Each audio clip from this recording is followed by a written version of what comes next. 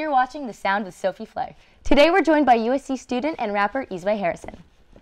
You don't want it, they don't really got anything at all. They tell me you don't want it, they don't really got anything at all.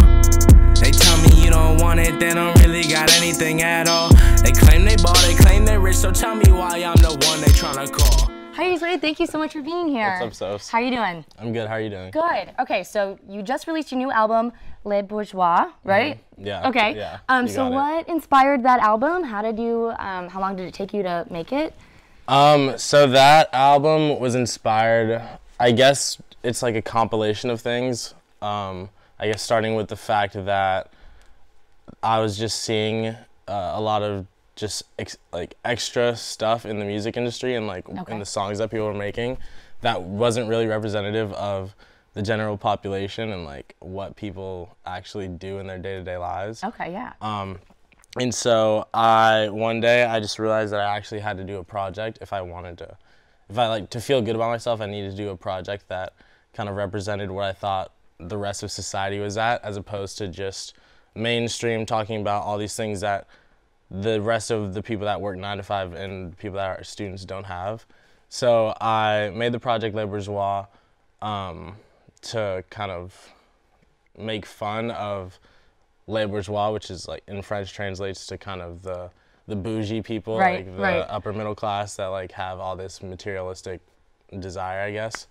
And so I made that in about, it was really short actually. It only took me 2 months, 2 or 3 months to make it. 2 months? Yeah. That's so impressive. Oh my gosh. It was I was working for literally the whole 2 months. Okay, yeah, It was yeah. nonstop. Super focused. Yeah, it was super focused. Oh, that's so awesome. Yeah. Congratulations. That's where that came from. Okay, cool. So have you been performing your songs from that album recently?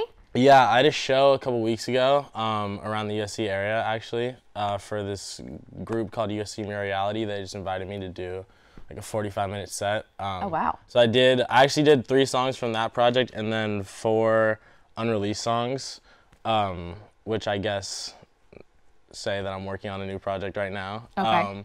And so, yeah, I did You Don't, and then I did Subject, and then, or I did I can't even remember right now. There's so many. I just have so many. It's okay. But I did several songs from that project. Okay, great. Oh, that's awesome.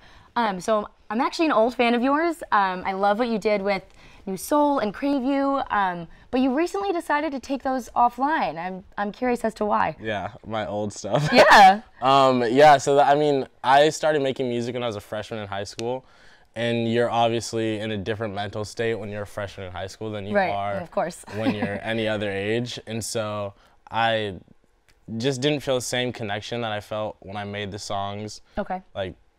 I guess I deleted all my songs over summer, so 2 months ago I just went through an existential crisis where I was like, I can't have these on the internet Gotta anymore. get something new. I was like, yeah. I need some new stuff out there, and I just couldn't have that representing the brand that I wanted to create for myself as, I guess, coming from a young man into actual adult. Okay. And so I deleted all the stuff. I deleted every single picture, every single video, every single song that I had of myself from for 5 years, I think. And most of those were Crave You, New Soul. Those were my most popular songs. And I just scratched it. Clean slate. Clean slate. Okay. Yeah, just clean slate. So a little creepy. I was Googling you earlier, and I saw that you did a. Thank you. I saw that you did a TED Talk, and you said while you were speaking that your friends, when you first released your music, the first songs that they weren't really a fan and were not that nice to you about it. I had a rough upbringing musically. I had a stint of time where I would make music that I thought was great that apparently no one else thought was great. So I'd go to school, I'd send a song or 2 out to 7 of my friends, I guess, at the time. And then I would go to school the next day, and there'd be some joke about a line or something that I had in one of the songs, and it would just just torment me for the rest of, And it still sticks with me to this day. People like bring it up just randomly. But it doesn't hurt as much now because I'm not making bad music anymore. Right, okay. But it was rough. I had a rough start, yeah. I had to kind of fight through some stuff. Yeah. So you got like a better support system now? Like now, would you say your friends are like now involved I have in a your team. music? Yeah, I have a team. I've my friends and people I don't know are involved in my music, which is nice. What do you mean by people you don't know? Like people, I mean, music nowadays is so online based.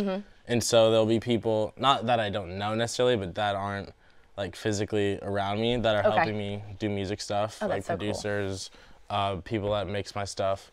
And I do have a team here at USC too, which helps. But yeah, people are generally more on my bandwagon. Got a few more fans now. Yeah. Good. Yeah. So what can we expect next from you?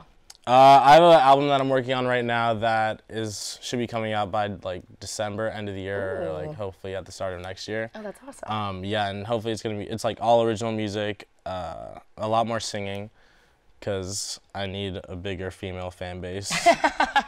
Yeah, and so yeah, that'll come out. Well, I'm so excited to see it. Thank you so much for being here. Yeah, no worries. You can listen to Les Bourgeois on SoundCloud and follow him on Instagram, Twitter, and Facebook. Let's go to Kristen to find out how businesses in the community are raising awareness for breast cancer.